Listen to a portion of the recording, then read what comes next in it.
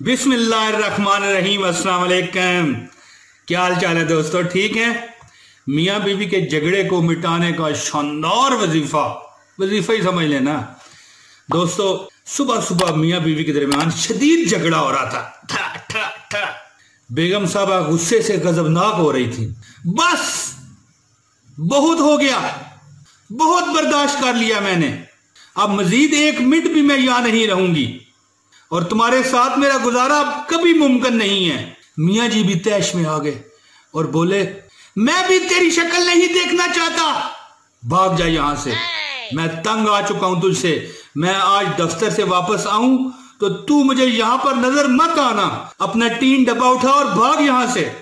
फिर क्या था जी, बेगम साहबा ने फोन उठाया और अपनी माँ को खड़का दिया कि माँ मैं वापस आ रही हूं, मैं इस जहन्नम में एक मिनट भी नहीं रहना चाहती, मेरा तो जीना हराम कर दिया इस शख्स ने, मैं अपने बच्चों को लेके साथ आ रही हूं तुम्हारे पास।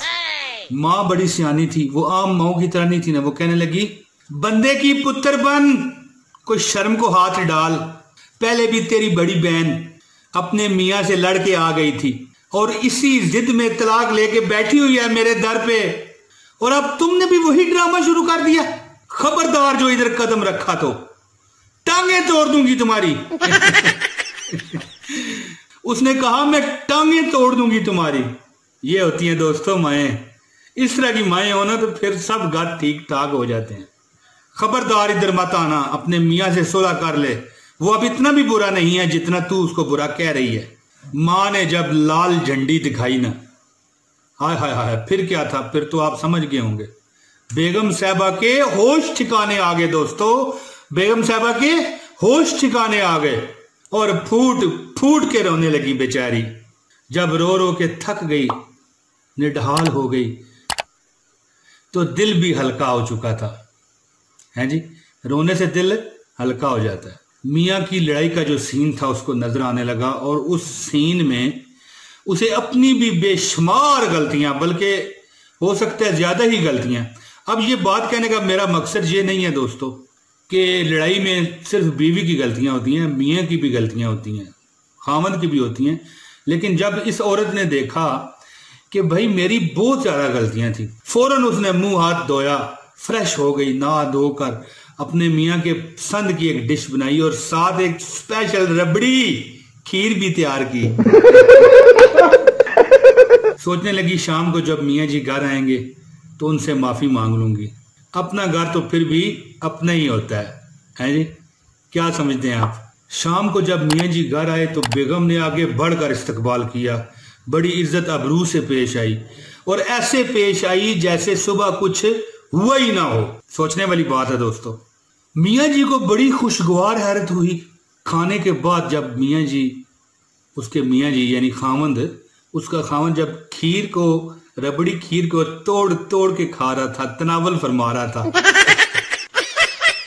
तो उसे भी थोड़ा सा एहसास हो गया। बोला, बेगम कभी कभार तो मैं भी बड़ी ज्यादती कर जाता हूँ, मुझ में बड़ी गलतियां हैं, गुस्से में अगर कुछ मैं तुझे कह दिया करूं तो बुरा ना मनाया कर। बेगम का जो बिहेवियर, बर्ताव जो अच्छा जब उसने देखा तो उसे अपनी भी गलतियां नजर आने लगी। बेगम मुझे माफ कर दे, सुबह जो भला बुरा मैंने कह दिया भूल जा, बंदा बशर हूं, गलती तो हो जाती है मुझसे। मियाँ जी ने, जब मियाँ जी कह जाता हूं मैं, वो खामद ने, यानी उस खामद का तो वो मियाँ ही था ना, तो उस खामद ने जब खीर का मजा दिमाग में चढ़ा ना तो जनाब क्या था जी, वो अपनी बेगम के बड़े मशकूर हो रहे थे। असल में खीर का भी एक कमाल था। वो खीर में क्या था वो मैं आपको बताता हूँ। और उधर बेगम साहबा भी दिल ही दिल में बड़ी खुश हो रही थी और अपनी माँ को दुआएं दे रही थी, क्या माँ तू अजीम है, वरना मेरा ये जज्बाती फैसला तो मेरा घर तबाह कर दिया होता, अगर माएँ अगर तूने मेरा साथ ना दिया होता। तो इस सारी कहानी से सबक ये मिलता है, वजीफा मैं आपको बताने लगा हूँ कि उस खीर में 100 बार अलहम्द शरीफ सूरह फातिहा पढ़ के दम हुई थी। आपने भी ये अमल करना है मियाँ बीवी की मोहब्बत के लिए। और सबक इस कहानी से ये हासिल होता है कि अगर वलदैन अपनी शादीशुदा औलाद को नजायज सपोर्ट करेंगे, यानी जायज भी कर दी सपोर्ट और नजायज भी कर दी, तो मेरी बहनों और मेरे भाइयों फिर रिश्ते नहीं बचते। तो मियाँ बीवी की मोहब्बत के लिए अगर इस हद तक लड़ाई चली जाए तो 100 बार सूरह फातिहा पढ़ के शानदार ऐसी चीज़ बनाए मीठी जो अगले को पसंद भी हो। ये नहीं कि उसको पसंद ही नहीं है तो आप उसके लिए मीठा पेठा बना लें खीर है, जो भी है, जहर है, मियाँ है, उसको पता है बीवी को क्या पसंद है, और बीवी है तो उसको पता है कि मियाँ को क्या पसंद है। तो इसलिए दोस्तों कहानी से सबक भी हासिल कीजिए और ये वजीफा भी ले लीजिए। बहुत शुक्रिया, मुझे इजाजत अब दे दे, मैं जाने लगा हूं और आपकी दुआओं का तलबगार हूं और आपके लिए भी दुआ करता हूं दोस्तों कि अल्लाह आपको सदा सदा सदा सदा सलामत रखे। मौज मस्ती चैनल पे आते हो ना आप, और यहां तक मेरी वीडियो आप देख रहे हो, कमाल होगी ना जी, क्योंकि मुझे अपने एनालिटिक में पता होता है कि किसने कितनी वीडियो देखी है। बहरहाल आप देख रहे हो, सलूट है आपको, सलूट है, और मैं आप जैसे लोगों की बहुत इज्जत करता हूं। इजाजत दीजिए जी, खुदा हाफिज।